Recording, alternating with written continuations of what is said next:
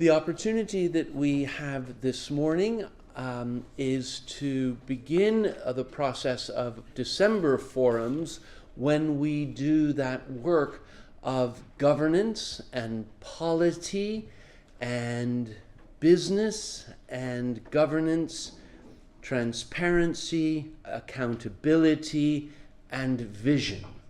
All of those things should be present in the life of a church, especially one that takes power seriously, that the power that we seek is the power of God in love and reconciling mercy, and thus the power exercised, the politics and the body politic that comes out of the body of Christ should all be consonant. How we raise our money, how we spend our money, why we raise our money and why we spend our money, why we give our time, talent, and treasure to this place, and how we grow spiritually through it. That is the work of classic church, classic faith community, classic community building. But what enables that to happen harmoniously, rather than with all of the discord that we see in the world around us, how that happens with clarity and consistency rather than randomly or just luckily every other month, is what makes for governance and management and accountability and team working. That work is what Vestry helps to enable and effect. The Vestry is that body which is the board of governors or the board of directors, if you think of that role, that sets the strategy that the rector takes forward with his staff team and delivers with and through the congregation. If any of those elements are missing, then generally speaking, chaos ensues, or bankruptcy, or frankly, an elder or a child abuse or manipulation that is in the headlines of what we know when church goes bad, right? And when church goes rogue, people are manipulated and emotionally abused. So these are the stakes that we're playing for: vision, accountability, community, reconciliation, and growth. In a world in which the church is collapsing around us structurally, accelerated by COVID dislocation, we are a church that is experiencing growth. And what will happen in the 21st century is we will have fewer communities of faith, but I hope those that are left are larger and better at sharing the faith and the good news that is in Jesus Christ. So we have a double responsibility at St. James and in this place to work and grow and discern the greater glory of God and the power of God in our midst. So it is with great gratitude that I acknowledge the 8 people who are standing for Vestry for this week, whom you will meet, and for next week, so that you can get to know each other a little bit better. This is what December, wonderful Christmas build-up and Advent, bringing people together. And then this is what the remnant looks like after Christmas Eve, when we have to do the work for the rest of the year until the buggers come next Christmas and Easter. And to us, it has fallen. So with that, I want to thank those who have stood. They have answered the call of the nominating committee, a subcommittee of Vestry, that is responsible for finding up to 8 candidates for the 4 vacancies that happen every year to serve a 3-year term of office, after which they are free to go and cannot stand again. Even if they love Vestry and they want to come back, they have to wait 2 more years before they could be asked again to stand for Vestry. That's the renewing work. it is a really beautiful thing for people to struggle to say yes to a way of going to church that, generally speaking, people would not choose. They like to go to church on Sunday morning or Saturday night. They don't like it so much on Tuesday night. They like to worship rather than do business and worry about money and buildings and grounds. But somebody has to do that. Somebody has to do it very well. And somebody, a group of bodies, need to connect all of those dots. And that is what we have asked for people here this morning, to just share why they said yes to something that they didn't need in their lives and may not even want in their lives, but nevertheless, for your sake, have said yes to take this risk. And our thanks is to each of you who are already the leaders, without whom this congregation could not be what it is, and for whom and for which we give our thanks and praise. So let's just start first with Sylvia Kavanaugh, and each person can follow in succession. There aren't great questions and answers. This isn't a presidential debate. This is simply an opportunity for us to share a bit of our hearts, to make some connections, and therefore to make some informed casting of the vote on the 26th of January, when our annual meeting concludes. You may vote in person at that meeting at 9:30. Polls close at 10:30. Online voting opens basically at noon, I believe, next Sunday. The online voting option begins. The profiles of these individuals are online and available on the website. If you want a printed copy, we can get the office to send you one. But Sylvia, on to you now for that.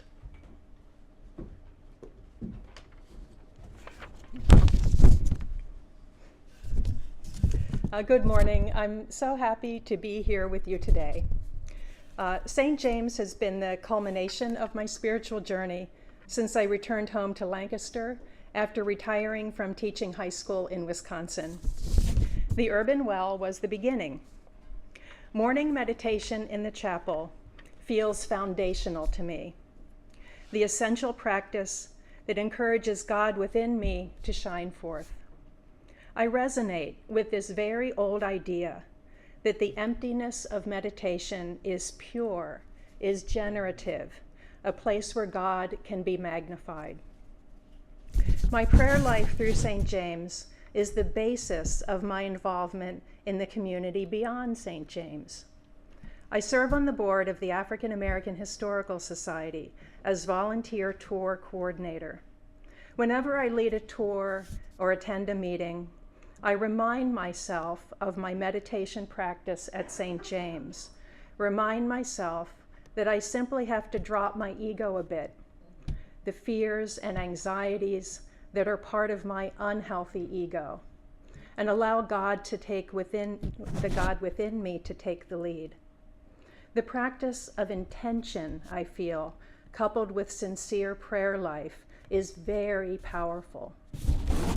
The reason I joined the African American Historical Society to begin with was a result of my participation in a sacred ground circle.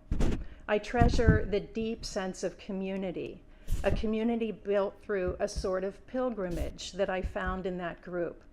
I am grateful to all those who made that journey with me and who continue with me along that sacred path.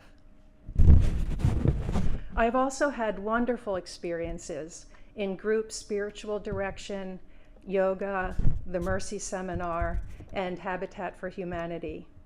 I help in leading the Monday night meditation in the chapel. And I love the sacred beauty of Sunday morning services.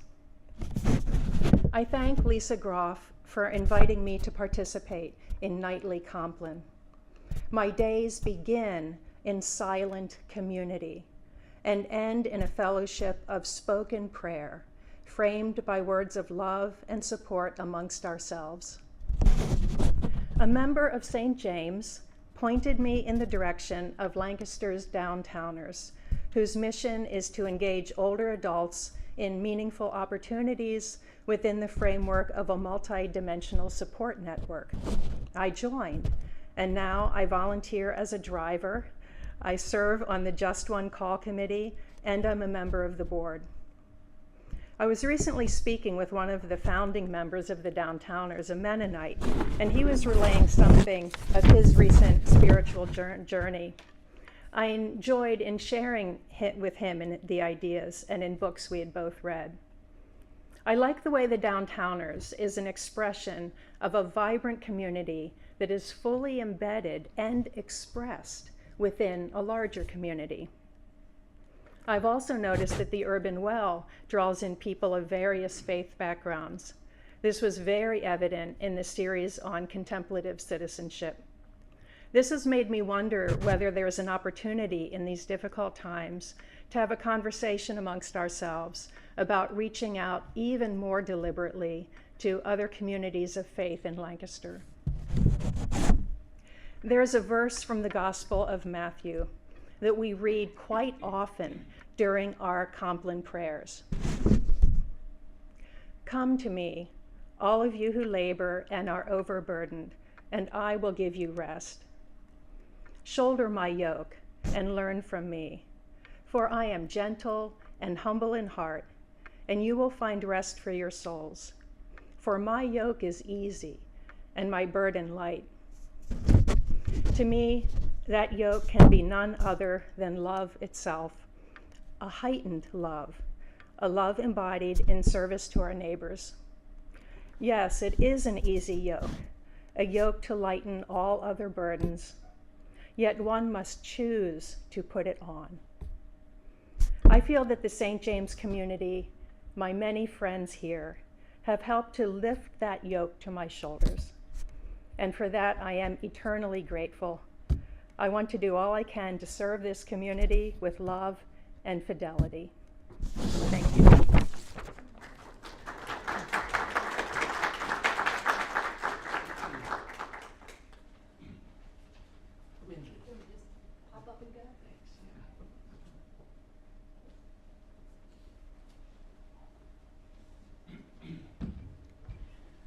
Oh, good. I wasn't sure I'd be tall enough to actually talk to you from this podium, but it seems that I'm going to be able to do it.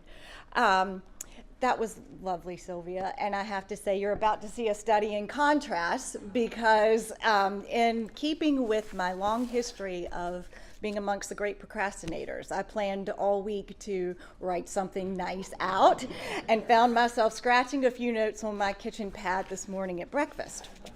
So bear with me, I'm going to take you on a journey. Most of what you need to know about me for the basics is in my bio, so I didn't want to waste time repeating what's in there. I thought it might be more useful for you to know who you would be getting if you decide that I would be a choice for the vestry. So I think I'll share with you a little bit about my own spiritual journey. I was baptized and confirmed and married in the same small Episcopal church in Suffolk, Virginia. And I will tell you, I was not and am still not the model Christian. As a child, like many children, I went to church because I had to go.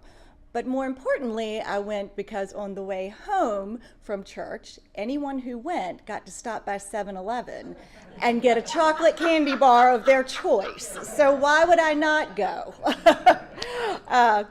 Also, I was baptized, I was confirmed around age 11 or 12, I think it was, and I got this beautiful Book of Common Prayer from a great aunt of mine with my name on it. It was lovely, and I put it to very good use because I was what my mother would call a spirited child, and I had many occasions in my room to contemplate my own actions and what I had done.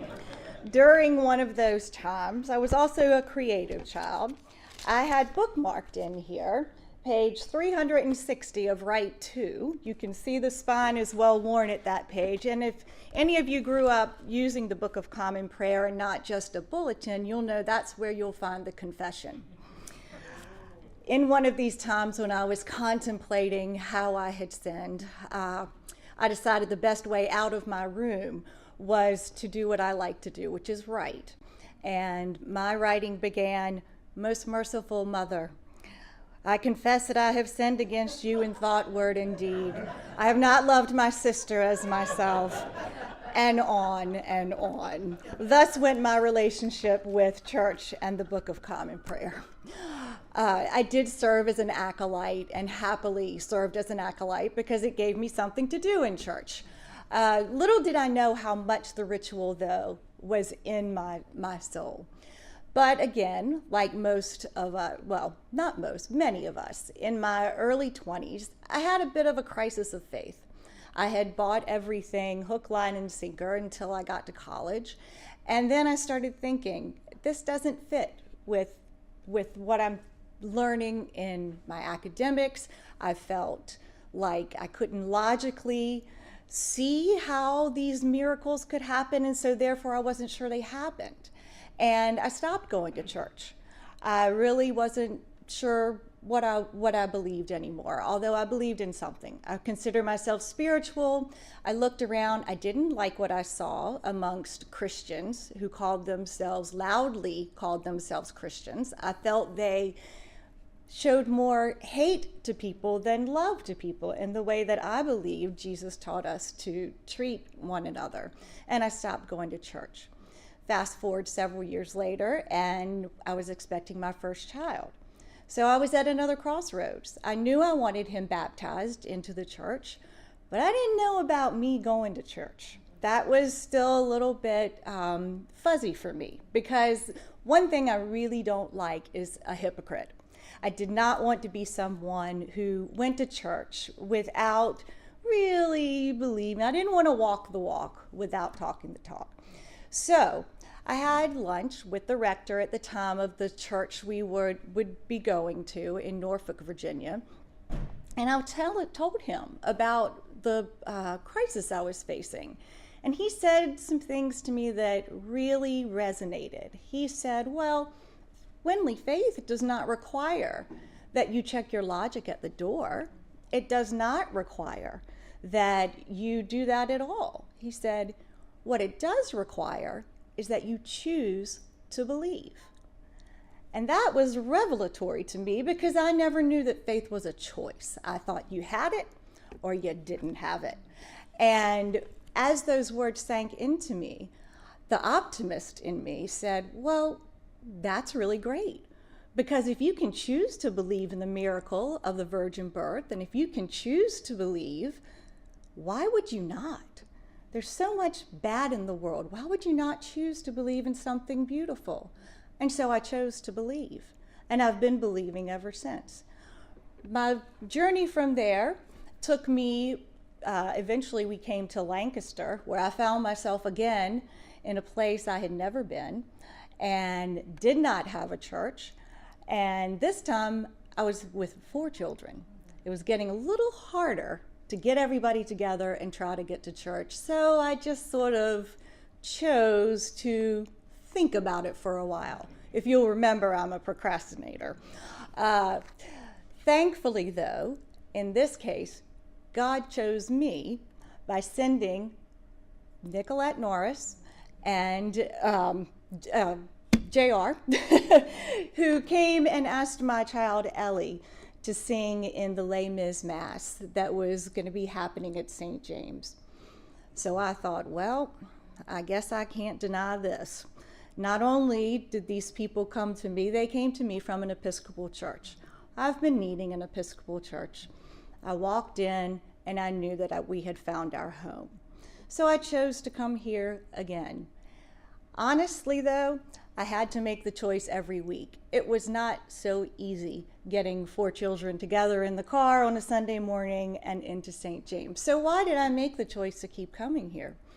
I made the choice every week to come, largely because I saw St. James, its leaders, and its congregants living the creed of radical hospitality. I was so welcomed here. My family was so welcomed here. It was a safe place.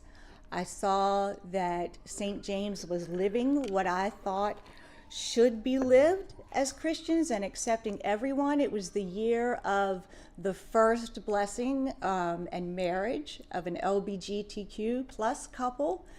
And little did I know then that 10 years later, I would indeed have a member of my own family tell me that they were non-binary.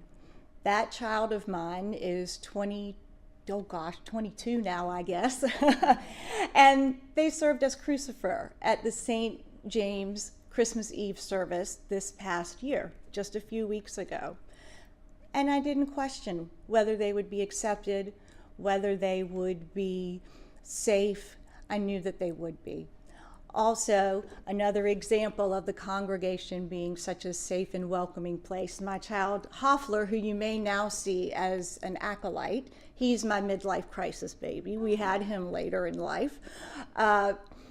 Decided at one of our first church services that it was hot. It was hot in the church. And he stood up, ripped off his shirt down to his diapers in the middle of the 10:30 service and said, "I'm hot." And instead of being greeted with a bunch of stares and glares and shushes, there was laughter, there was welcome, and I met so many people as a result of that child.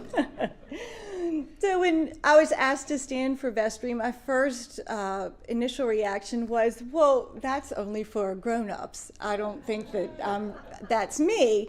Realizing, okay, I'm in the 50-plus crowd now, I thought, I guess I am a grown-up, and if this is an opportunity to help St. James continue thoughtfully in its ministry and in its welcoming and in its radical hospitality for the community, if I can help continue that, that's something worth standing for.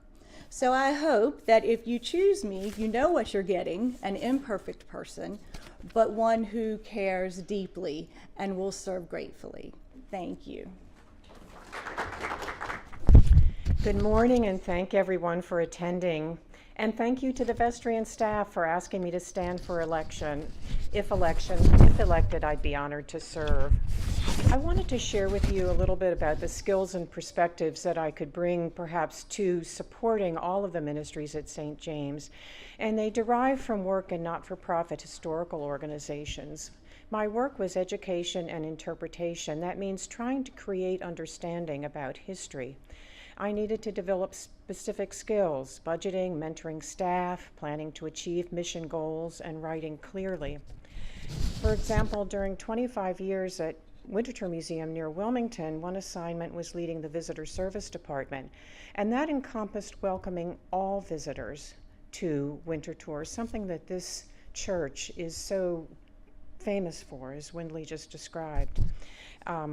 Reservations, ticketing, house and garden guiding, shuttle bus service, advocating for access for people with disabilities, and access to all opportunities, cultural opportunities, all opportunities in life. That's important to me. Later, I transferred to the academic programs department, teaching courses in decorative arts and museums at Winterthur and the University of Delaware, mentoring students, awarding fellowships. It was an expansive experience, and from that I learned to listen well to students at transitional and sometimes vulnerable times of their life. My last publication at Winterthur was a collaboration with one of those thesis advisees. We wrote about a 2-story freestanding elliptical staircase called the Montmorency Staircase, which some of you may have seen. For decades, the story was about 2 rich white men, one who paid to have it built in the 1830s in North Carolina, and another who paid to have it built a century later at Winterthur. But we documented other important people in that story: 2 strong women and 2 families, one black, one white, who were crucial to preserving that architecture. And this experience led to my volunteer work in retirement, both for the NAACP, Lancaster History, and of course at St. James. I wanted to push forward social justice and anti-racism work, and so I joined the Lancaster branch and served for 6 years as secretary to Branch President Blanding Watson, helping with membership communication and writing. And I quickly learned that the branch had lost most of its history over the 100 years since its founding. Many volunteer organizations do. The files are put in the basement and then water damages them and somebody dies and they're tossed. And so looking toward 2023 and the 100th anniversary of the founding of the branch, I asked if we could establish an ad hoc history committee. We prepared a history presentation to show at the 100th anniversary gala, and it turned into an article which was published in the Journal of Lancaster History. And so that brought my two outside St. James volunteer commitments together. I'm now serving my 7th year on the board of Lancaster History, which published the article, and some of you who are members may have seen it. But now to return to St. James. We always knew we'd live in Lancaster, where my husband John grew up. We moved in 2015, searched for a church, and found St. James. Here are the ways I've personally benefited from St. James and from many of you in this room. I value serving at such meaningful liturgies, to prepare the altar and to assist at communion. It is a privilege, and I don't take it lightly. When I was growing up in the church, women were not even allowed to set foot in the sanctuary during service. I see a nod. Yeah, those of us with hair that is gray enough remember those days. Women's roles in religion, nationally and globally, too often are subordinate. Secondly, my prayer is much stronger than in prior years due to the good example and teaching of parishioners and staff. And thirdly, learning, both from preaching and from all the forum presentations, especially most recently, Dr. Zachman. I'm looking forward to the Sacred Ground series, which I've signed up for this spring. Lifelong learning is important to me, so these and other ministries I would support if elected. And finally, John and I claim a wonderful son, a lovely daughter-in-law, and 2 irrepressible grandchildren. They're still in Wilmington. I'm lucky to spend 2 days a week helping out and also playing with them. So the strengthening family and youth and programs here are important to me. I think we all have to make a commitment to grow this parish so it can be for other people the sustenance that it has been for us. Thank you. Thank you, Father David. Anyway, first, I want to start off saying just how honored and humbled I am to be considered for Vestry. I think it's a... Yes, yeah, I'd be happy to. I wanted to just say how honored and humbled I feel to be considered for Vestry. I'm very impressed with all the profiles and, as you can see, all the presentations, and all would serve extremely well. And I truly believe that St. James is blessed to have such outstanding, wonderful parishioners. So I'll give a little bit of background on myself so you know me. Following completion of my degree in economics and halfway through my MBA, I became a volunteer for the Peace Corps in Cameroon, West Africa, where I expanded commercial activities for a cocoa cooperative and served as an administrator for training incoming volunteers. When I returned to the States, I began a career in international banking, focused on financing ships globally, as well as export and project financing throughout Latin America. On the volunteer side, I was an active board member for over 20 years for the Baltimore Station, which is a men's shelter offering residential care in support of addiction recovery. A large portion of that population are veterans. I served on the finance committee there, as well as the special events committees, which served as major fundraisers for the shelter. And one of the things I was extremely pleased with was a connection I made between that shelter and M&T Bank, which was my employer at the time. And M&T became what I considered M&T, or I believe M&T considered the shelter as sort of their favorite child. And they were very supportive in terms of fundraising, as well as providing volunteers for serving meals and fundraising events. I also mentored for Big Brothers, Big Sisters, tutored at South Baltimore Learning Center, and worked on habitat projects. Currently, I volunteer for Meals on Wheels, Habitat for Humanity, and its donation center restore. So I moved to Lancaster a little over 5 years ago from the Baltimore Towson area following my retirement.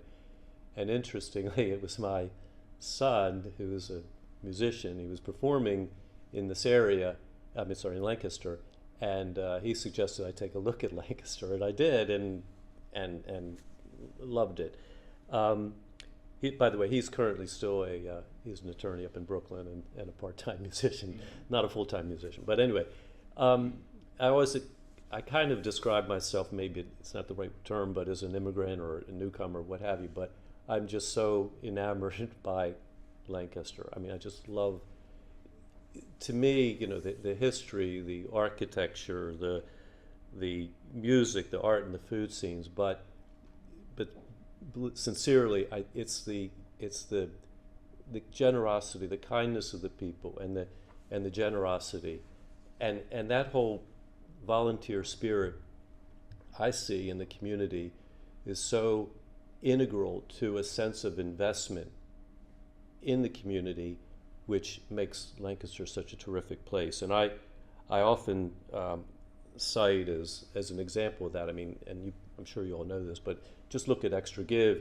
One day in November raised $10 million for 440 plus organizations with over 24,000 donors. I mean, to me, that's just emblematic of what a great community is that we have here, and how pleased I am to be a small part of that. Raised Catholic, I joined the Episcopal Church in 2018 through an introduction through an early world concert. My participation has included Bible study with Mother Shana, contemplative citizenship, race against racism, the men's group, ushering, habitat projects, church world service presentations, and honored to be able to take the pilgrimage to the Holy Land in May of 2022. Excuse me. That would require a whole separate discussion. But in addition, I recently completed the Portuguese way of the Camino de Santiago, and love, that was back in September of this year, and love sharing stories with parishioners and other pilgrims. So in conclusion, I would say I consider myself an internationalist. I sort of take an international perspective on things and have a heart for cultural, ethnic, racial, and language diversity. In addition to enhancing cooperation and opportunities across other churches and faiths, I would love to see a forum where parishioners share their volunteer experiences, and other organizations are invited to speak to St. James so we can best learn how to impact our community and build God's kingdom. So in conclusion, I just want to thank you for I'm very grateful for consideration.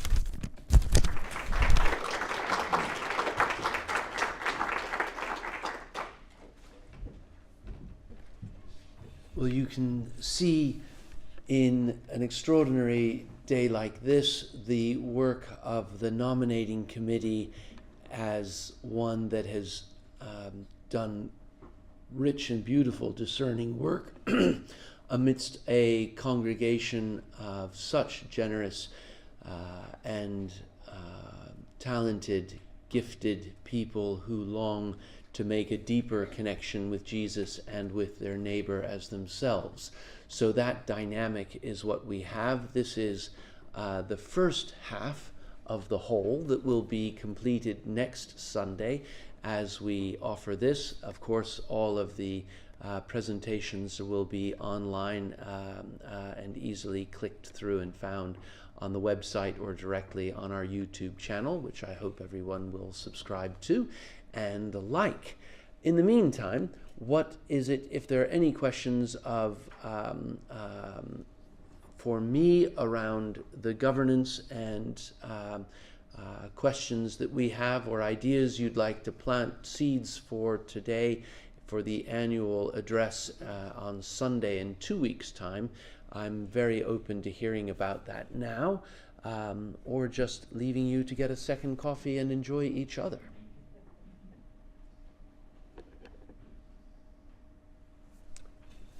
Lorraine. Everything pertains to St. James, is that standard for the diocese, or is that particular to this The question is, the way we do things at St. James, is that standard around the diocese or unique to St. James? Would you share a little bit more about any specifics you have around that? Whether, yeah. Well, like you said, I guess, so is it every year four people, come and go? Is that like what usually happens, or is that something that our church decided to do? It's a great question. So every Episcopal parish subsists in a diocese, which is the body corporate that is administered and led by a bishop and a board of directors of its own.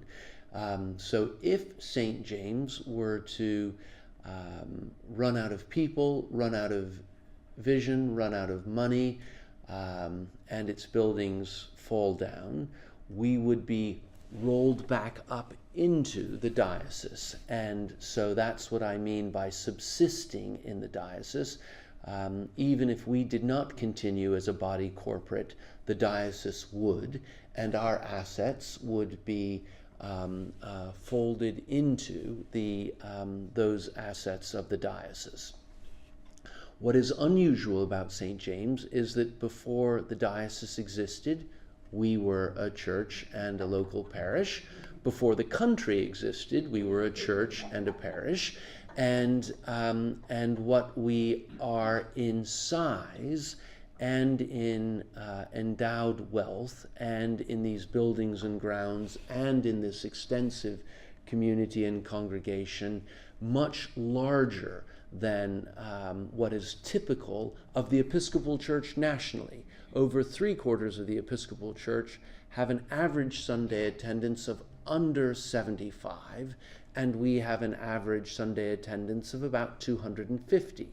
So we are 2, 3, or 4 times larger than the average typical parish church. But our governance, having a vestry, is exactly like all other parishes.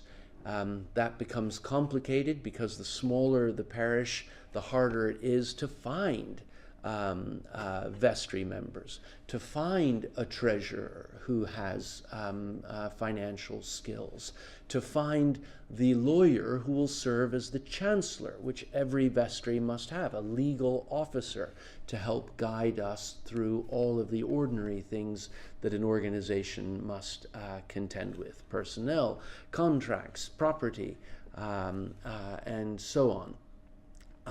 So it's a very difficult time to be what's called a mainline denominational church if you are not at that critical mass of capacity to meet the governance demands, the bureaucratic demands, in order for the good order and accountability to continue.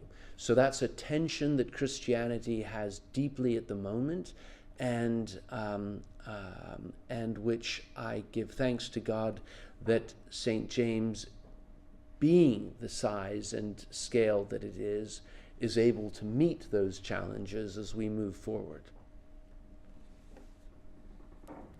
Canon law is the body of law that is part of what holds us as a church in accountability. The vestry hires and fires the rector. The rector leads and hires and fires the rest of the staff team. And the rector answers, as does the vestry, both to the bishop and the diocese and its laws and legal canons, and to you as a congregation. And I, in the same way, have 2 bosses, vestry and the bishop. So that's the dual nature of what it is that we're having together. Charity, I think you had a question. Yeah, you sort of answered it, but I think of this as a sort of like a board, as you said initially. And when I sit on boards and we're looking for members, we have something specific in our minds that we're looking for. Should we consider? Is there something we should consider as we determine who our selections will be? It's a great question. So how is it that when we conceive of a board of this organization, what is it that we're looking for of the talents presumably that we need and the challenges that we're facing and that dynamic discernment of the gifts that we need and the challenges that we have.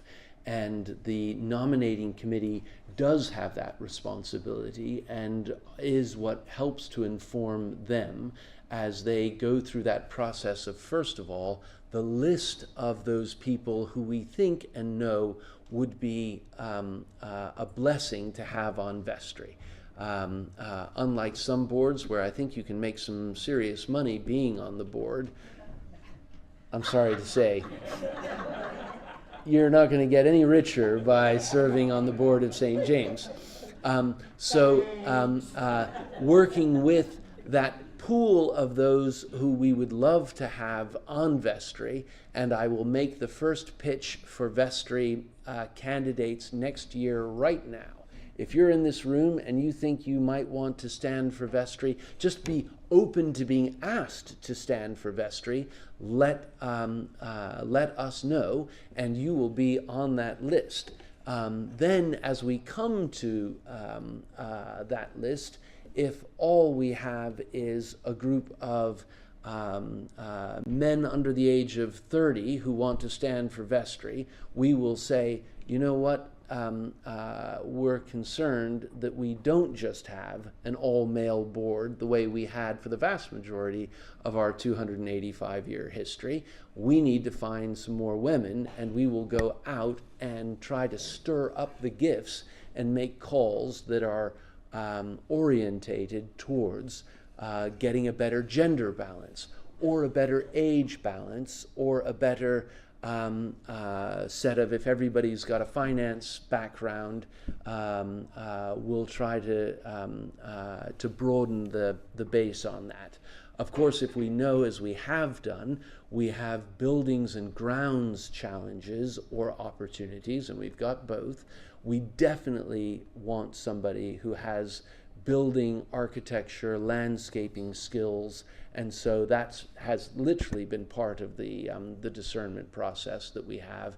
Both as we move forward for the next few years, we don't want to be without an architect or a landscape architect to work with us on the board.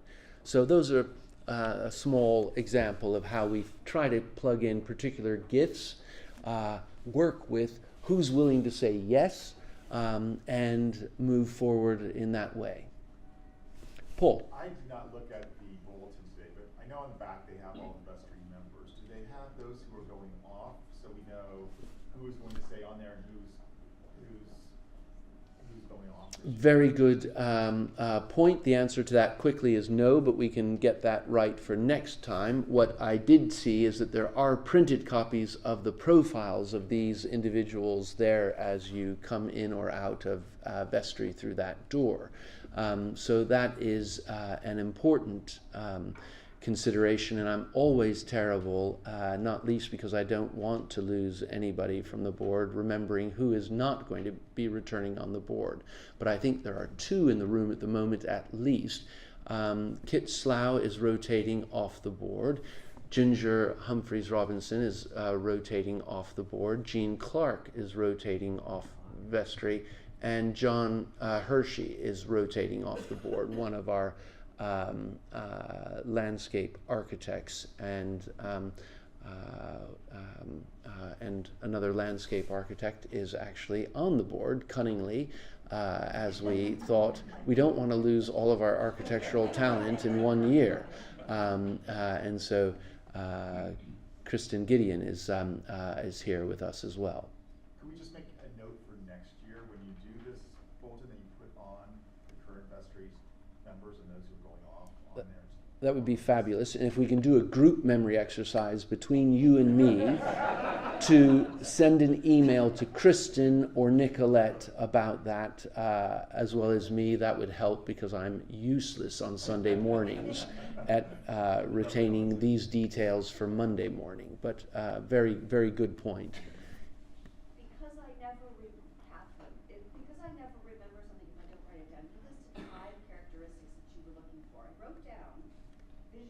accountability growth?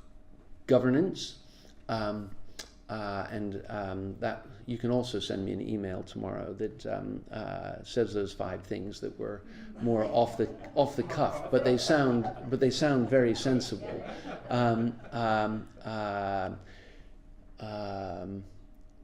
There's vision in that? Vision, accountability, growth, governance. Gene. Did you mention that like one of these candidates will likely be the senior warden in a future year? Yes. Well, that's a very good question. That we have that within the board of 12, we can have up to a 13th, a wild card treasurer, who currently is Michael Schmid. So he is, he actually was one of the 12, and then his term ended. He was willing to continue as treasurer, so we can have 13. Within the 12, however, we must have a senior warden and a junior warden, which is to say 2 wardens. And sometimes called the People's Warden and the Rector's Warden, simply because the rector chooses the senior warden by the bylaws of our canons and constitution, or our bylaws of our own parish governance document. Currently, that is Gene Clark. It will be at the annual meeting when he retires and becomes Chuck Byers, who was here a minute ago, but he's Chuck Smith, sorry, Chuck Smith, thank you. Chuck Smith, who is tag teaming with Cordelia and the Rectory, welcoming newcomers at the moment. So he will be our successor senior warden, and the vestry will elect the junior warden at its first meeting in February. So those 2 wardens are needing to give an extraordinary amount of focus and care for the parish. So those are the 2 further officers, as well as Chris Churchill, who is our legal officer, known as a chancellor, and he is a partner at Barley Snyder solicitors on King Street. Well, that's the bell. That at least means I have something else that I need to go and do. And my great thanks to each of you, to John, Rosemary, Windley, and Sylvia, for your generous offering and the gift of hearing your story of Jesus in your life, this place in your life, and you in our lives. So thank you for that gift of yourselves.